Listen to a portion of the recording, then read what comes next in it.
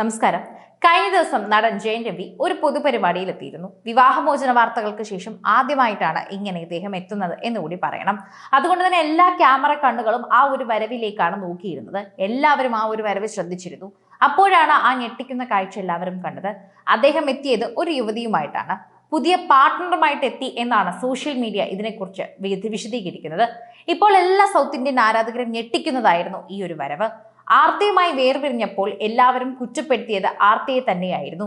ജയം രവി പാവമാണെന്നും ആർത്തിക്ക് എന്തൊക്കെ ആവശ്യങ്ങളുണ്ട് എന്നും അതുകൊണ്ടാണ് വേർപിരിയുന്നതെന്നും ഒക്കെ പറഞ്ഞിരുന്നു. എന്നാൽ ഇപ്പോൾ ആർത്തി ശരിയായിരുന്നു എന്ന സംശയമാണ് എല്ലാവർക്കും ഉയരുന്നത്. രണ്ട് ആൺകുട്ടികളുടെ മാതാപിതാക്കളായ രവിയും ആർത്തിയും ഇന്നലെ മുതൽ തന്നെ സോഷ്യൽ മീഡിയയിൽ വീണ്ടും ചർച്ച ചെയ്യപ്പെടുന്ന ദമ്പതികളായി മാറുന്നു. തെന്നിന്ത്യയിലെ മാതൃകാ ദമ്പതികൾ എന്ന പട്ടികയിൽ ഏറ്റവും മുൻപന്തിയിൽ നിന്ന വ്യക്തികളാണ് ഇവർ രണ്ടുപേരും. ആ ദമ്പതികളുടെ പേര് എടുത്തു പറഞ്ഞേ മതിയാകൂ എന്ന് തന്നെ പറയണം. രവി മോഹൻ വീണ്ടും വാർത്തകളിൽ നിറയുമ്പോൾ അതിന് കാരണം മറ്റൊന്നുമല്ലാതെ രവിയുടെ ഏറ്റവും പുതിയ വീഡിയോ തന്നെയാണെന്ന് പറയണം. നിർമ്മാതാവായ ഐശ്വരി ഗണേഷിന്റെ മകളുടെ വിവാഹത്തിൽ നിന്നുള്ളതാണ് ഈ വീഡിയോ.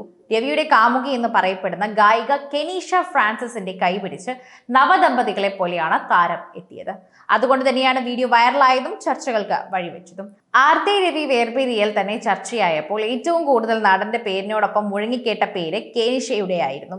കെനീഷയുമായുള്ള രവിയുടെ ബന്ധം ആർത്തി ചോദ്യം ചെയ്തെന്നാണ് വേർപിരിയലിന് കാരണമായത് പ്രചരിക്കുന്നത്.